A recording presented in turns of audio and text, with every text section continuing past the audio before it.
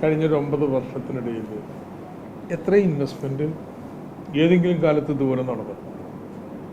എനിക്ക് തോന്നുന്നു ഒരു 6000 കോടി രൂപയെങ്കിലും ഹോസ്പിറ്റൽ കെട്ടിടങ്ങൾക്കും ഉപകരണങ്ങൾക്കും വേണ്ടി ഈ ഏത് ഹോസ്പിറ്റലും എടുത്തോളൂ. 2, ഈ 9 വർഷത്തിനിടയിൽ ഹെൽത്ത് പേഴ്സണൽ 4000 പേര് അഡീഷണലായിട്ട് നിയമിച്ചു. തസ്തിക സൃഷ്ടിച്ചു. ഇവിടുത്തെ ഫെസിലിറ്റീസ് നോക്ക്.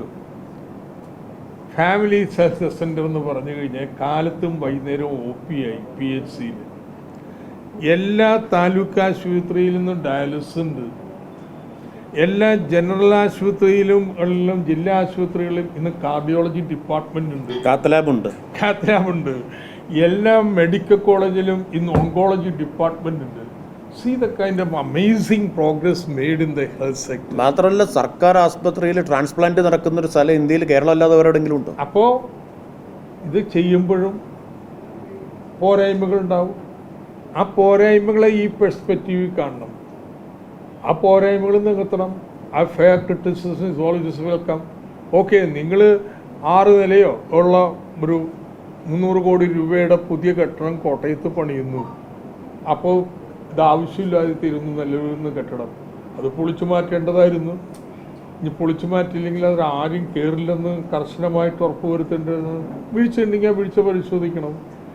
But don't dam the health department.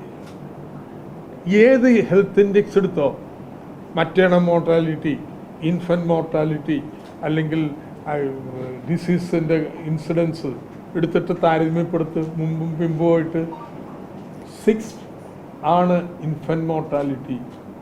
അമേരിക്കയിലെ ഇൻഫൻറ്റ് മോർട്ടാലിറ്റി 7 ആണ്. 2030 കൈവരിക്കേണ്ട SDG goals, sustainable development goals, ഈ പറഞ്ഞ പല ഹെൽത്ത് ഇൻഡിക്കേറ്റേഴ്സിലും ഇതിനകം കൈവരിച്ച ഏക സംസ്ഥാനമാണ് കേരളം.